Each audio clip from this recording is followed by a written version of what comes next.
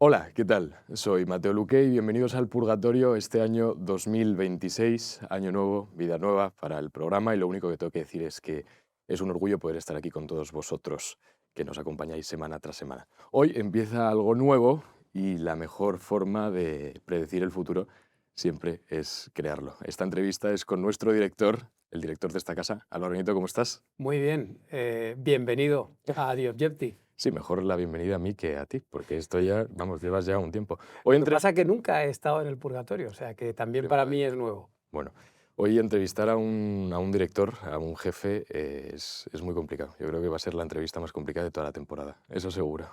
Vamos a intentar que no lo sea.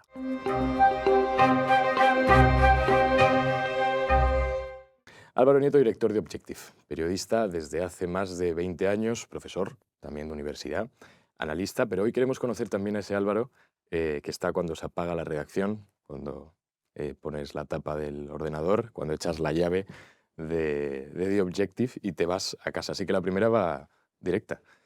Cuando se apaga todo, ¿quién es Álvaro Nieto?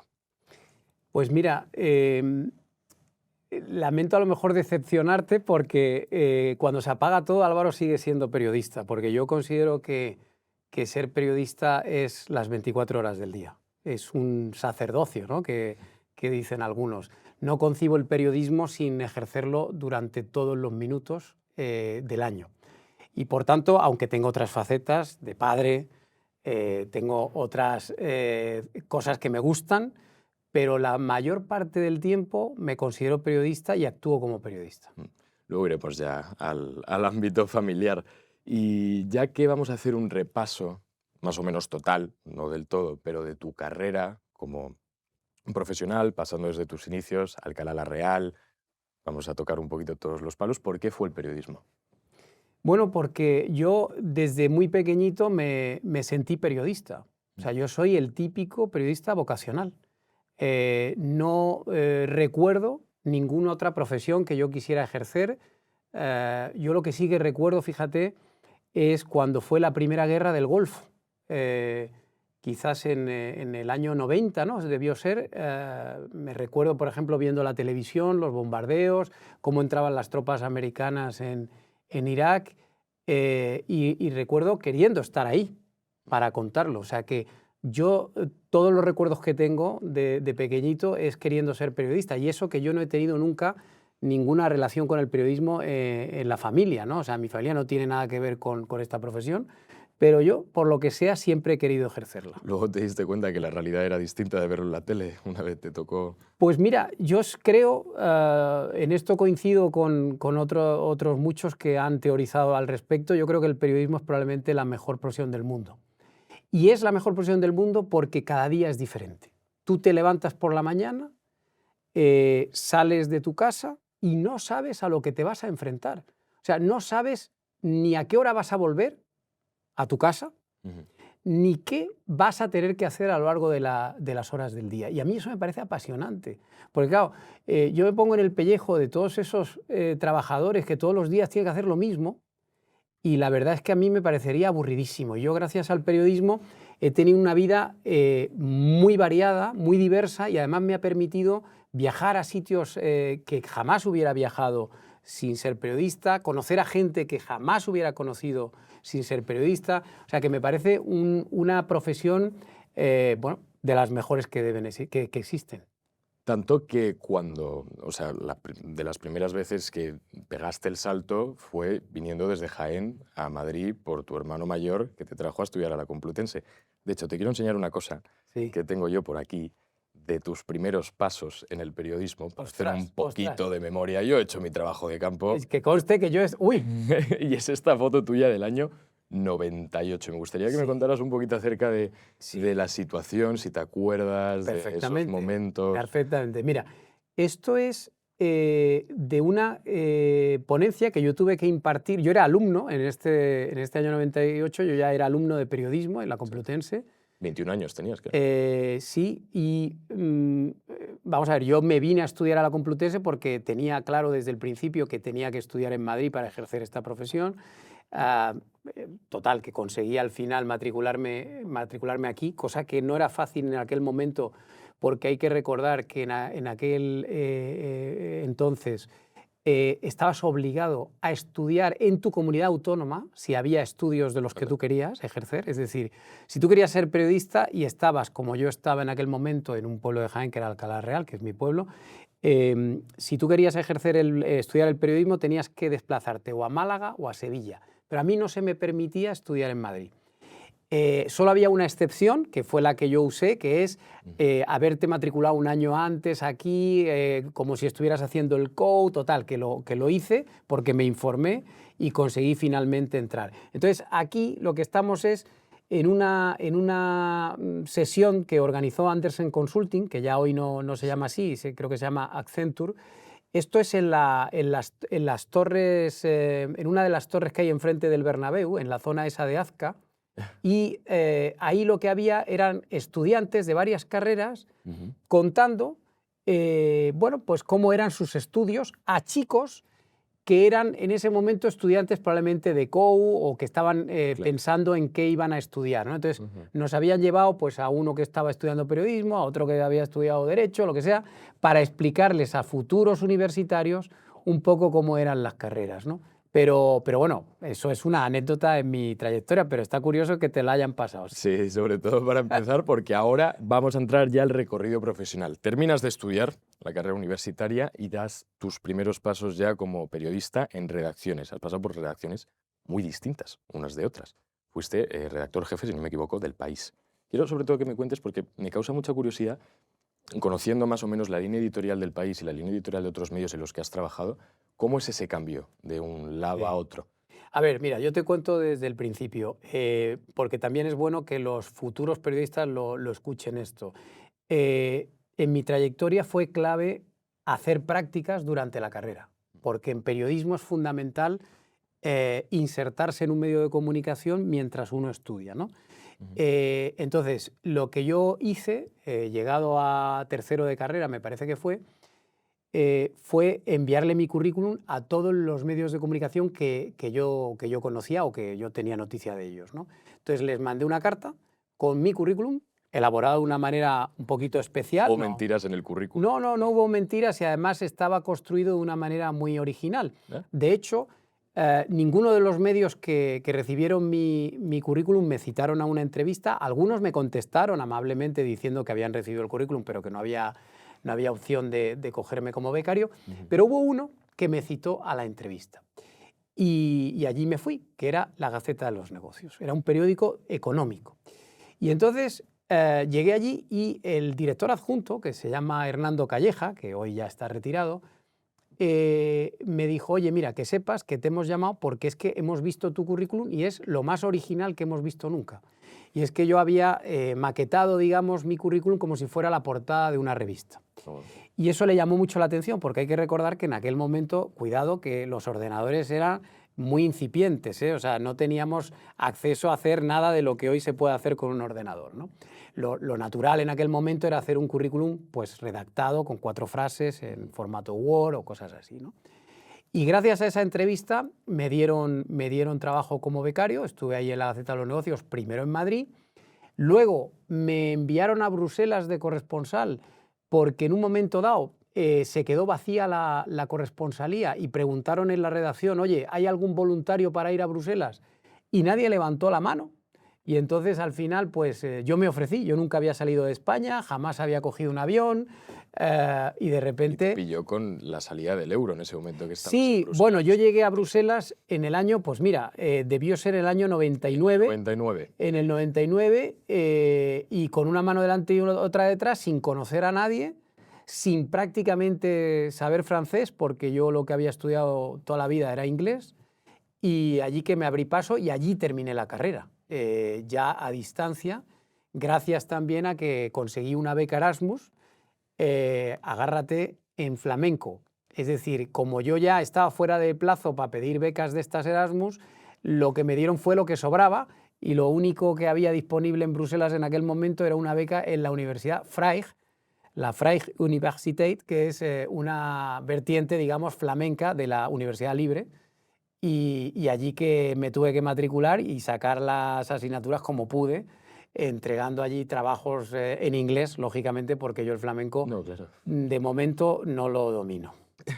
Y eso o sea, no te desmotivó en ningún momento el hecho de estar allí en un idioma totalmente diferente, flamenco, encima al principio.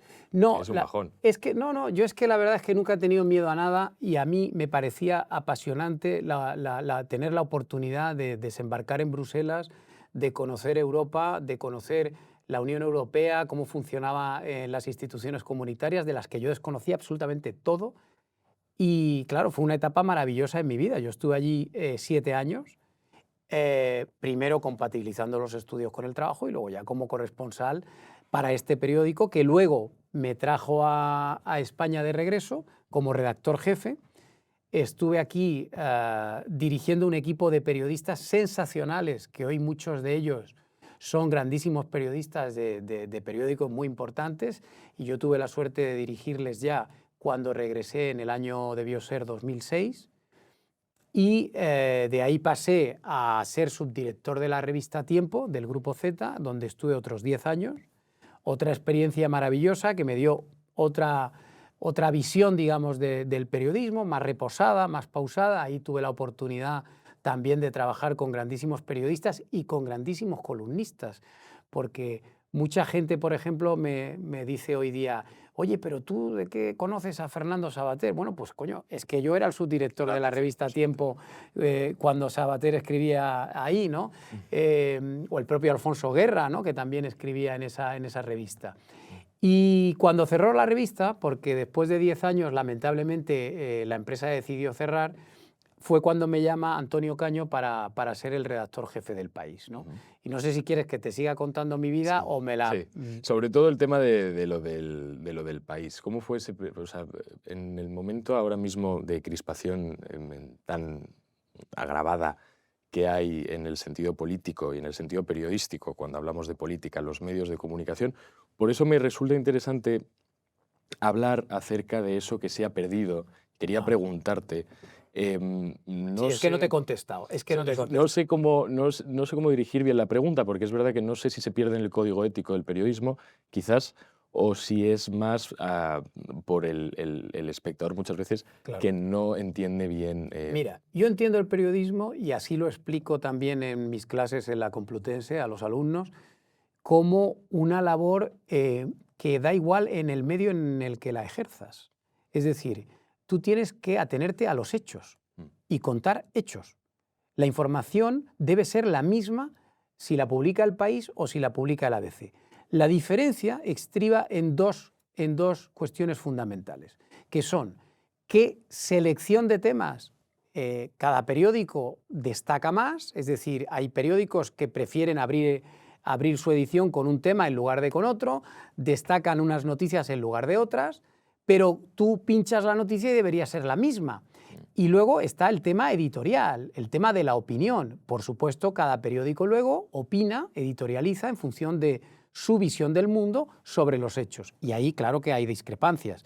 Entonces, como yo he sido periodista toda la vida y he sido un periodista de los de ir a los sitios, de los de buscar noticias, yo no he tenido ningún problema nunca en trabajar en medios de una línea más bien de centro-derecha o de trabajar en unos medios más bien de línea de centro-izquierda, porque en todos los medios en los que yo he trabajado se me ha respetado mi labor profesional como periodista que se dedica a informar. Y luego, por supuesto, en cada periódico pues se ha editorializado de una manera o se le ha dado mayor relevancia o menor a cada asunto. Pero yo en ningún momento me he sentido mal trabajando en unos o en otros medios. Ahora, lo que acaba pasando en España es que los medios se han atrincherado, cada uno en un bando, los periodistas también, se creen que están trabajando en una especie de ejército, y esto yo creo que al final ha contaminado todo lo que es la profesión, porque debería ser capaz un periodista de derechas de trabajar en un medio de línea ideológica de centro-izquierda. Sí. No pasa nada, y al revés, porque a ti, si te dedicas a la información, lo que opine tu periódico en el editorial te tiene que dar igual. Yo sí, es verdad que lo noto. Vamos a hablar del tema de, como profesor de universidad, que lo verás en los chavales jóvenes de mi edad, de 20, 21, 22 años, sí noto que hay una cierta guerra civil en el sentido, lógicamente no física, pero sí en un sentido ideológico, y en el periodismo muchísimo, yo que estudio periodismo, sí lo noto bastante. Si tienes que dar un consejo a tus alumnos, a los chavales a los que das clase, que son chicos de mi edad, ¿cuál es? ¿Cuál sería? Yo el consejo fundamental que les doy siempre es que dejen el activismo aparcado en la puerta. Es decir, que su ideología, sus creencias, sus opiniones las dejen aparcadas, las dejen fuera de la redacción, incluso en su propia casa, ¿no? que las abandonen allí cuando vayan a trabajar. El activismo está deteriorando enormemente la profesión porque hay periodistas que piensan que están en el mundo para arreglar el mundo. Es decir, hay periodistas que piensan que su función en el mundo es lograr la paz, salvar a las ballenas, que no maten mujeres, que todos seamos cívicos, que no sé qué. No, no, no, el periodista no está para arreglar el mundo. Si tú quieres arreglar el mundo, o te metes en una ONG o te metes a político, para hacer cosas que de verdad transformen el mundo. El periodista está para contar el mundo, nos guste o no nos guste ese mundo. El periodista está para contar hechos, no para intentar cambiar la opinión de la gente, para intentar llevar a la gente hacia un terreno o hacia el otro. Entonces, ¿qué ocurre ahora mismo? Que hay periodistas que se creen más activistas que otra cosa. Y eso lo contamina todo. E insisto, pasa en los dos lados, ¿eh? O sea, no les pasa solo a unos sino a los otros. O sea, yo me estoy dando cuenta que la gente más joven tiene este problema. Está excesivamente politizada y excesivamente contaminada de todas estas tonterías que no deberían afectarte a la hora de escribir una crónica o un artículo sobre algo que haya pasado. ¿Y qué virtud tenemos? Hombre, no, virtudes hay muchas, indudablemente. Yo no voy a decir que los jóvenes de ahora sean peor que los de antes. Los jóvenes de ahora tienen la suerte de que conocen mucho más, saben mucho más, han viajado mucho más, saben idiomas mucho mejor, están mejor formados y preparados que probablemente mi generación y que por supuesto las generaciones anteriores. Lo que pasa es que yo les pediría que tuvieran un poquito más de pasión y de ganas por hacer cosas y por trabajar, porque muchas veces, claro, tú me preguntabas al principio por qué soy yo cuando dejo de ser periodista y en realidad yo te he contestado que sigo siendo periodista y lamentablemente lo que me encuentro en las nuevas generaciones es que efectivamente sí son ya de una mentalidad de, oye, no, yo soy periodista de 8 a 3, a las 3 ya cuando salgo del periódico me dedico a otras cosas. Eso es un poco triste que pase, porque en realidad un periodista, si Estados Unidos ataca a Venezuela, el periodista, aunque sea sábado y sea a las 8 de la mañana, tiene que saber que le toca trabajar ese día, aunque tenga planificado jugar con los amigos un partido de fútbol. Sí. Y esto porque claro, acerca de esta separación de las ideas entre bandos ideológicos, ¿quién tiene el problema? Porque a mí me causa, yo lo pienso mucho y digo, claro, aquí o tiene el problema el periodista o lo tiene la empresa, o lo tiene el profesor o lo tiene alguien. No, yo creo que el problema lo tiene la sociedad en su conjunto, Mateo, porque en realidad lo que estamos es viviendo unos momentos de excesiva polarización y politización. Es decir, nos hemos extremado tanto que somos incapaces de saber que hay gente que puede opinar diferente a nosotros y que tienen todo el derecho a vivir. Es decir, mira, yo cuando era joven, en España había medios de comunicación de derechas, de izquierdas, periódicos muy diferentes, pero nadie proponía cerrar un periódico porque opinase diferente. Hoy día me encuentro que en España hay políticos que defienden abiertamente en redes sociales que periódicos como The Objective hay que cerrarlos. ¿Por qué? Porque no les gustan. Oiga, ¿pero esto qué es? O sea, la democracia consiste fundamentalmente en que podamos convivir unos y otros respetándonos y sin necesidad de que tengamos que aniquilar a una parte porque no nos gusta lo que piensa. O sea, yo creo que este tipo de cancelaciones es algo en lo que estamos hoy y antes no pasaba, y creo que eso es lo que tiene que cambiar. O sea, no es un problema de los jóvenes, no es un problema de las empresas, es un problema de la sociedad en su conjunto que tiene que ser capaz de sosegarse y de aceptar al otro, aunque piense diferente, y que por pensar diferente nadie es un fascista peligroso ni un peligroso comunista o rojo, como queramos llamarlo, ¿no? No sé cómo les dicen ahora, ¿no? Pero eso no puede ser. Un zurdo, iba a decir zurdo, que he visto que ahora se ha puesto de moda esto de un zurdo. Pues no, pues tenemos que ser capaces de volver, mira, tenemos que ser capaces, Mateo, de volver a hablar en las cenas de Navidad de política sin que se rompan amistades, sin que se insulte la gente. Tenemos que ser capaces de volver a tomar unas cervezas con los amigos y que se pueda hablar de Pedro Sánchez sin que de repente nos matemos. Efectivamente. Claro. Vamos a pasar, seguimos con tu carrera profesional, porque yo creo que aquí hay un punto muy importante que ahora mismo, en estos últimos días, hay que comentar, aunque sea un poco por encima. Tu paso por Voz Populi, cuando fuiste director, dando exclusivas como la del Delcy Gate o Plus Ultra, con este libro, Conexión Caracas-Moncloa, escrito en 2000, o al menos publicado en 2022, supongo que escrito también. Vamos a hablar del tema de Maduro. Está la cosa que arde. Calentita. A ver, yo dirigí Voz Populi efectivamente entre enero del 19 y abril del 21, y ahí tuve una enorme suerte porque conté con un equipo, logré formar un equipo extraordinario. Muchos de ellos están aquí con nosotros también en The Objective. Y bueno, tuvimos la fortuna de hacer buen periodismo y de desvelar la mayor parte del tiempo durante la pandemia pues escándalos que nadie investigaba en aquel momento, ¿no? Entonces, en enero del 20 desvelamos el Delcy Gate, esa visita de Delcy Rodríguez, ahora tan famosa, al aeropuerto de Barajas. ¿Qué llevaban las maletas Delcy? No sabemos lo que llevaba y no sé si algún día lo sabremos, pero el caso es que las maletas entraron en España y no pasaron ningún control de seguridad. Luego desvelamos el caso de las mascarillas en abril del 20, el caso que ha acabado llevando a la cárcel al ministro Ábalos y a Koldo García. Desvelamos al año siguiente el rescate Plus Ultra y sus conexiones con Venezuela. Desvelamos historias extraordinarias, pero nadie nos hizo ni puñetero caso. Y eso fue lo que a mí me llevó a escribir este libro en el verano del 21, porque yo quería dejar constancia de lo que habíamos descubierto, porque tenía la sensación de que no se nos había reconocido el extraordinario mérito que habíamos tenido, ¿no?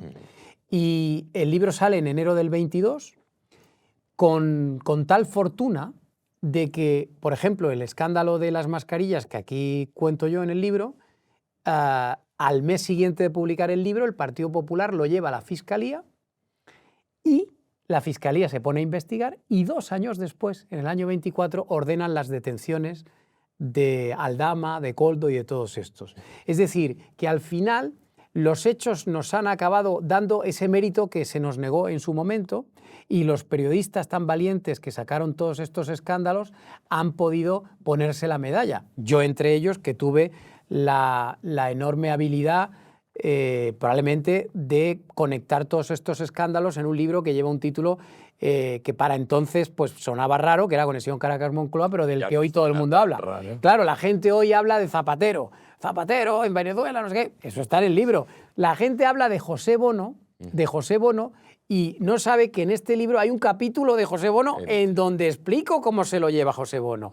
Y lo que pasa es que como en España nadie lee, pues al final pues esto se publicó en enero del 22 y en realidad se ha vendido más a posteriori al destaparse el caso Koldo que en aquel momento. Pero bueno, yo estoy muy orgulloso de este libro porque realmente está de plena actualidad todo lo que aquí se cuenta. Hablando acerca del periodismo de investigación, ¿se castiga más en España al que investiga o al que comete el abuso?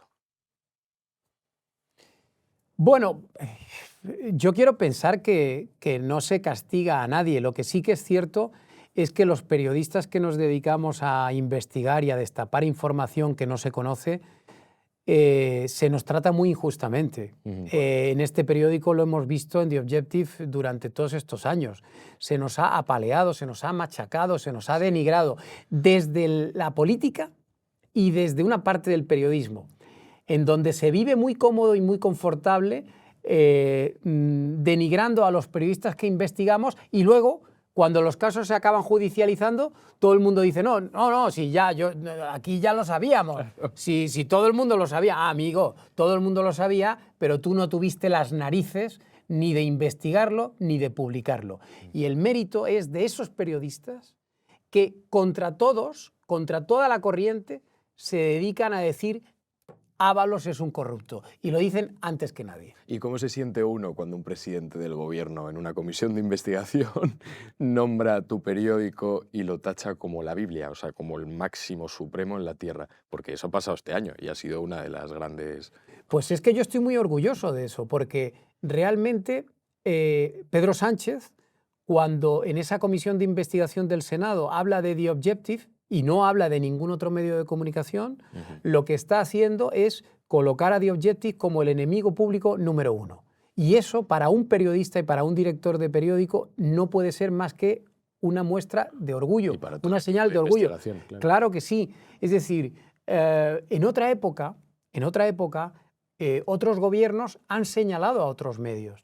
Pero en esta época, en la de Pedro Sánchez, el medio más señalado desde el gobierno siempre ha sido The Objective. Y eso no puede ser más que un motivo para estar orgullosos de nuestro trabajo, porque también hay que tener en cuenta que el periodismo consiste en fiscalizar al poder, en hacer de contrapeso del poder. Y nosotros hemos hecho escrupulosamente nuestra tarea.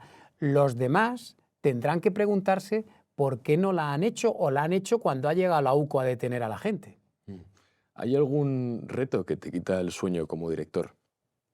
No, lo que me quita el sueño es poder seguir estando todos los días a la altura de lo que nos piden los lectores. O sea, yo lo que quiero es que este periódico sea cada vez más leído, cada vez más influyente, cada vez más relevante.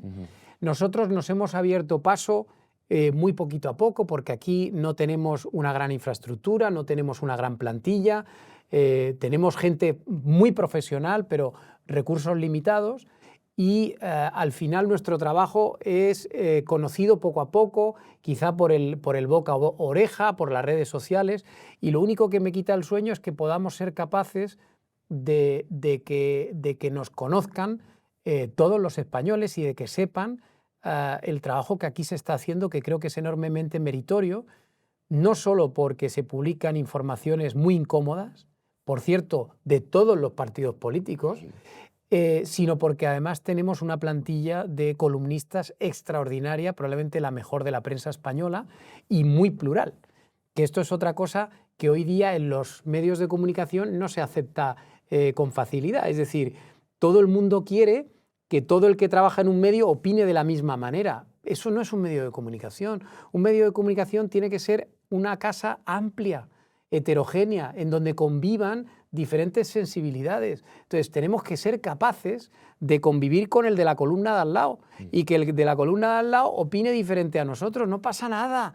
Esa es la libertad del medio y eso es el periodismo. Y por cierto, a los lectores hay que recordarles que los medios no pueden ser la Biblia, como tú decías antes o como decía Pedro Sánchez. Los medios no están para que un lector por la mañana cuando los lea se ratifique en sus creencias y en sus pensamientos.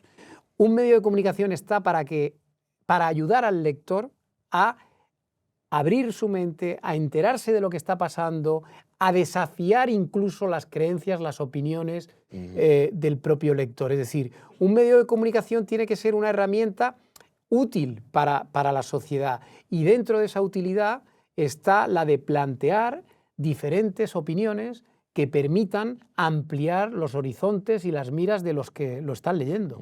Hay un tema muy interesante que también ha ocurrido este año dentro de The Objective, que ha sido un año de crecimiento total y absoluto, que fue el robo. Hace apenas unos meses entraron aquí, bueno, la historia te la sabes tú mejor que nadie, entraron aquí, se llevaron tu ordenador, también si no me equivoco tus llaves de casa, Sí. Y se dieron a la fuga y al final se pilló al tipo que hizo toda esta trama. Claro, cuando a uno le ocurre esto, supongo que también tiene que ser una sensación agridulce. ¿Por qué? Porque tanta relevancia tiene que tener el medio como para que alguien decida hacer esto, como el hecho, lógicamente, agrio de que te haya pasado algo así. ¿Hay alguna teoría conspiranoica detrás de todo esto? Bueno, todo el mundo tiene sus teorías. Yo realmente tengo que decirte que no sé muy bien qué pasó o qué sucedió. La policía ha hecho un trabajo excepcional, la policía de Coslada, a la que vuelvo a felicitar desde aquí, porque se pusieron a trabajar en cuanto les indicamos dónde estaba, digamos, el ladrón. Ya podemos aclarar, Mateo, Sí. porque ya está resuelto todo el caso prácticamente, que fue fácil detener al autor del robo porque los dispositivos electrónicos estaban, digamos, rastreados Claro. con un GPS. Entonces, desde el minuto 1 yo sabía dónde estaba mi ordenador y lo vi cómo evolucionaba la trayectoria, ¿no? Entonces, por eso fue muy fácil en apenas 3 horas y con la colaboración de la policía atrapar al ladrón. Luego detuvieron a otra persona más, o sea que al final detuvieron a 2 personas de nacionalidad rumana. Sí. Aparentemente la policía nos dice, aunque el caso todavía no está en los tribunales, que no tiene pinta de ninguna cosa rara, es decir, no pinta que haya habido aquí una operación política o nada extraño. Pero podrías llegar a pensarlo en su momento cuando... Hay mucha gente que lo piensa, porque es verdad que llegaron aquí a The Objective, bueno, al portal, y preguntaron ¿dónde está The Objective? Entonces fueron directamente a The Objective y en vez de robar cualquier otro ordenador que estaba más a mano, pues fueron a por el despacho del director y a cogerle el ordenador. Bueno, estas cosas pasan. Yo de todas maneras no le doy mayor importancia. Hemos, por supuesto, endurecido las medidas de seguridad, esto sí que es indudable y era obligatorio, pero no le doy mayor importancia, entre otras cosas porque, en fin, nuestro trabajo no está en los ordenadores. O sea, a nosotros nos roban un ordenador y tampoco nos crean un gran trauma, ¿no? Porque además nuestro trabajo, básicamente, todo lo que vamos sabiendo hoy lo publicamos al día siguiente, ¿no? O sea que no nos guardamos grandes escándalos en el cajón. Eso lo hacen otros, que se dedican a chantajear y a conseguir dinero extorsionando con informaciones que a cambio de dinero son capaces de guardar en el cajón. En este periódico no se chantajea a nadie, no se extorsiona a nadie y, por supuesto, si una información está contrastada, se publica siempre, moleste quien moleste. Bueno, vamos a ir con una batería de preguntas más a nivel personal. Si me estoy enrollando, me lo dices. Y más directas. No, pero me apetece también llevar este formato un poquito más al grano. A ver, hay decisiones que sabes que no te harán más feliz, pero sí más responsables. ¿La tomas? Pues sí, probablemente, claro, porque hay decisiones que como director de periódico tienes que tomar que no te gustan, pero que sabes que son las correctas. Por ejemplo, despedir gente. Yo he tenido que despedir a muchas personas en mi carrera profesional y siempre es muy doloroso, entre otras cosas porque yo también he sido despedido del diario El País cuando ganó Pedro Sánchez la moción de censura. Pero bueno, son cosas que aunque duelen hay que asumir porque uno llega al convencimiento de que son necesarias para la empresa. ¿Qué ha tenido que desaprender Álvaro Nieto con el paso del tiempo? Pues esto es dificilísima, no sabría qué contestarte. Has venido al purgatorio, es lo que toca. Uf, Vienes a abrirte en canal. No sé qué he tenido que desaprender, pero bueno, he tenido que renunciar a muchas cosas que me gustaban, eso sí que es cierto. Hay cosas que he tenido que dejar de hacer. Y eso es triste, sí, espero recuperarlas algún día. Como el running. Como correr, efectivamente, me has leído la mente. Yo soy una persona a la que le gusta muchísimo correr. He corrido maratones, he corrido medias maratones muchísimas. Y ahora, lamentablemente, pues no tengo el tiempo suficiente como para entrenar. Pero me gusta mucho el teatro y lamentablemente no puedo ir al teatro. Leer también me gusta y ahora ya prácticamente solo leo cosas que tienen que ver con el trabajo. En fin, me gustaría algún día recuperar mi vida, pero cuando uno dirige un periódico es consciente de que tiene que estar las 24 horas del día enchufado. ¿Qué verdad incómoda debería escuchar hoy alguien que sueña con ser periodista? Pues que lamentablemente va a tener que trabajar mucho más de lo que piensa.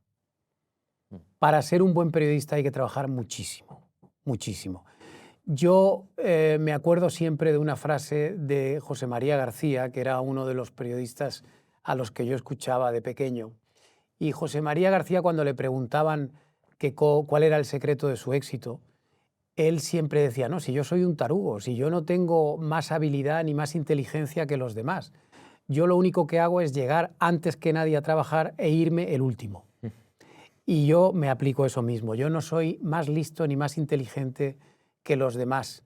Yo lo único que hago es trabajar muchísimo. y creo que el secreto del éxito muchas veces es trabajar. Por eso los chavales jóvenes lo que tienen que saber es que esta profesión requiere muchas horas de trabajo. Y si mañana The Objective dejase de existir, ¿qué te gustaría que se hubiera dicho de él? Pues que fue un periódico que ayudó a dar a conocer cuestiones delicadas, escándalos truculentos que sin la existencia de The Objective jamás se hubieran conocido. Mm. ¿Estamos informados o simplemente saturados? No, yo creo, fíjate, que estamos mejor informados que nunca. Yo no comparto ese pesimismo que hay respecto a la vida que nos ha tocado vivir o a las redes sociales.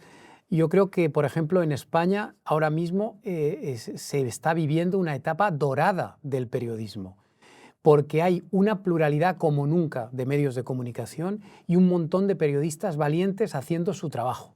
Su trabajo. Es verdad que luego hay también un montón de periodistas adulando al poder y lamiéndole las botas al poder. Pero yo creo que nunca hemos tenido tanta cantidad de periodistas y de medios intentando hacer un buen trabajo. Por supuesto con sus errores, pero yo creo que hoy día la gente está muchísimo más informada que antes. ¿Que eso también nos lleva a un grado de saturación? Probablemente, y que hay que saber discriminar unas cosas de otras también, pero yo creo que no debemos lamentarnos de la vida que nos ha tocado. Sabemos que el poder pesa, pero ¿qué pesa más, equivocarte escribiendo o equivocarte dirigiendo? Bueno, antiguamente pesaba mucho equivocarte escribiendo, porque no lo podías corregir, porque tú en la letra impresa no podías actuar, ¿no? Lo que estaba escrito salía publicado y no había manera de darle la vuelta. Hoy día en el periodismo digital siempre puedes entrar, cambiar una palabra, cambiar una cifra y luego pues avisar al lector y decirle, oye, mira, he tenido un error, he cambiado esto. Por tanto, creo que ahora mismo lo más duro es equivocarse dirigiendo, ¿no? Porque escribiendo, como la escritura se puede corregir en cualquier momento, no hay problema. Nos vamos a acercar a la parte más personal de Álvaro Nieto. Tu mujer, que he hablado con ella, me ha dicho que no paras de trabajar. O sea, que tú cuando te vas de aquí es que lo único que haces es trabajar. De hecho, le pregunté, bueno, ¿y los fines de semana qué hacéis? O sea, algún hobby Sí, hombre, tenéis alguna cosa hacemos. que tener. Me dijo que un poquito de esquí, que habíais cogido ahí el tal, pero me dijo que no parabas de trabajar. ¿Qué papel juega tu familia en la vida? Bueno, juega un papel más importante del que podría parecer seguramente a mi propia mujer o a la gente que escuche esto, porque a mí me ayuda mi familia a tener los pies en la tierra, porque como he dicho antes, nadie en mi familia tiene ninguna relación con el periodismo y nadie en mi familia tiene ninguna relación con la política. Ujú. Entonces a mí eso me ayuda mucho a ver cómo es el mundo real, en el que yo no trabajo. Entonces veo cuáles son los problemas que tiene la gente normal, los temas que preocupan a la gente normal, me ayuda a aterrizar, me ayuda aunque yo siga trabajando muchas horas en mi casa también y muchos fines de semana, pero esos minutos que yo paso con mi familia me ayudan a conectar con la realidad, que muchas veces no es la que vivimos los periodistas. Los periodistas, yo siempre digo que vivimos una especie de nube que no está bien conectada con la calle y el esfuerzo que tenemos que hacer es el de intentar conectar siempre con la calle para no perder el hilo. Y hablando de la calle, ¿un lugar al que siempre te gustaría volver? Pues vamos a ver, a mí hay una cosa que me gusta especialmente que es Bruselas. Ese recuerdo, ¿no? Es una ciudad, claro, es una ciudad que tiene muy mala fama porque tiene muy mal clima, es verdad, Ujú. llueve mucho, tiene el cielo encapotado la mayor parte del tiempo, pero es una ciudad en la que yo he sido muy feliz. Es una ciudad extraordinaria, es una ciudad muy manejable, de un tamaño realmente muy manejable. Puedes ir andando a casi todos los sitios y más o menos vives en el centro. Y es un sitio en donde se come muy bien, Ujú. es un sitio donde hay una oferta cultural también muy importante. Y a mí es un sitio donde me gusta siempre volver, sí. Me parece una de las ciudades más injustamente tratadas que hay. Y cuando tienes ese pequeño tiempo libre tiene que haber un pequeño algo que te relaje, que te desconecte de absolutamente todo. Bueno, leer me gusta, me relaja mucho correr, que es lo que te he dicho antes, o sea, para mí es básico poder salir y hacer una carrera. Y bueno, me gustaría también ir más al teatro, que es una actividad que me gusta especialmente. Yo cuando era estudiante hacía teatro, era actor, sí, era actor de una manera muy amateur, pero creo que no se me daba del todo mal y es una faceta que me gustaría en algún momento retomar, no tanto la de actor, sino la de espectador de teatro, ¿no? ¿Algún propósito para este año 2026? Bueno, pues probablemente trabajar un poco menos, estar con mi familia un poco más, bueno, poder disfrutar más de la vida. Mira, hay una cosa que a mí me ha marcado mucho en el año 2025, porque no me había ocurrido antes, y es que perdí a un hermano. Ha muerto un hermano mío en abril, y claro, yo tenía 4 hermanos, ahora 3, perdón, ahora somos 3, me quedan 2. Y, y esta muerte me ha afectado bastante más de lo que yo pensaba, porque me ha hecho ser consciente de que la vida son 2 días, de que tú estás aquí trabajando sin parar, pero te puedes morir mañana. Mi hermano murió de forma repentina sentado en la silla delante del ordenador. Entonces, evidentemente, eso me ha hecho ser consciente de que tenemos que disfrutar más, de que probablemente hay que cenar más con los amigos, de que probablemente hay que beberse más botellas de vino de las que a uno le apetecen, porque no sabemos cuánto vamos a estar aquí, ¿no? Terminando ya con la pregunta final. Estamos en un purgatorio y, por supuesto, uno viene aquí a hablar de todo. Dime, a una persona que mandarías al cielo, a otra que la sentarías aquí en este purgatorio y a una que la mandarías al infierno. A ver, al cielo mandaría a mi hermana, porque es la persona más importante probablemente en mi vida. Y ahora no tenemos ya tiempo para entrar en detalles, pero ella es una persona clave en mi vida porque mi padre murió al nacer yo y mi madre arrastró como consecuencia de ello muchos problemas durante toda su vida y también la perdí relativamente pronto.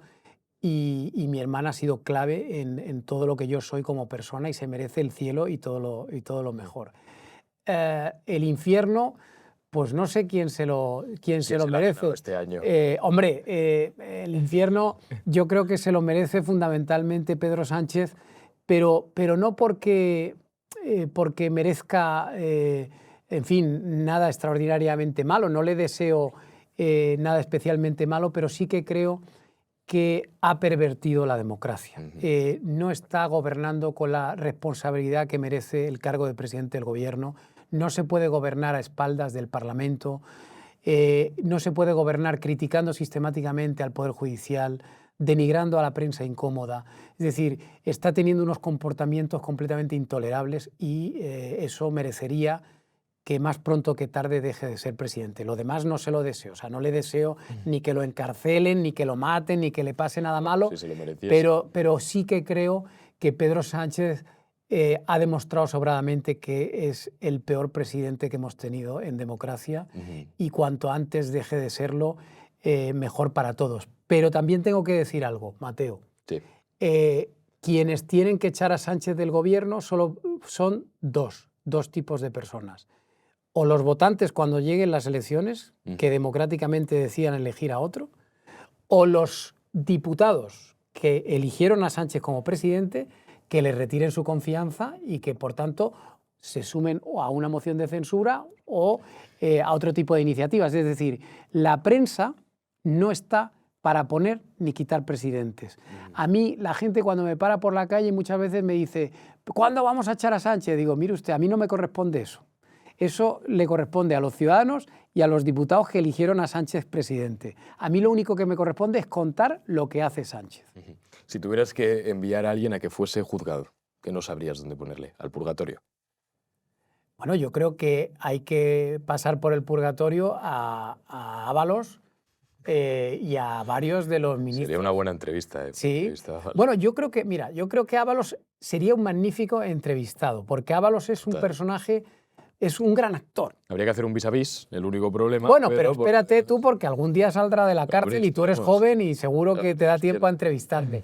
Yo creo que, mira, muchas veces se habla de Pedro Sánchez, pero Pedro Sánchez es muy mal actor, muy mal actor. Intenta ser buen actor, pero a Sánchez ya le hemos calado, ya no suena falso cuando habla.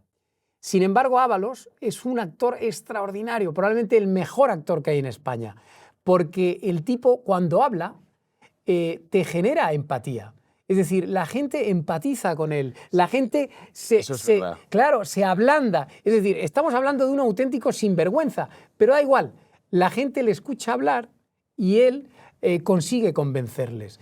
Y por eso se prodiga tanto en programas de televisión, da entrevistas sin parar, porque sabe que funciona, que a la gente le llega, que ese personaje tipo Torrente a la gente al final le gusta. Pues Álvaro, esta ha sido la entrevista más complicada de mi vida y la más tensa, porque entrevistar a un jefe, repito, no es fácil. Tú tienes y menos siendo la primera entrevista que hago en el purgatorio. Eso sí. Espero que la prueba haya sido superada, no lo sé. Yo lo único que espero, mira, yo creo que lo has hecho muy bien, para nada me ha parecido que fuera una entrevista durísima, y lo único que te deseo es mucha suerte. No la vas a necesitar porque, entre otras cosas, estás muy bien rodeado, aquí hay un equipo técnico extraordinario. Sí. Y la mayor parte del éxito de este programa es el equipo técnico. Y luego la otra parte son los invitados que consigas traer. Por tanto, yo lo único que te deseo es que traigas muy buenos invitados para que puedas hacer buenas entrevistas y que esta sea la entrevista menos vista del año, porque eso significará que el programa va a seguir creciendo como un cohete. Aquí estaremos y aquí seguiremos. Muchísimas gracias, Álvaro. Gracias a ti.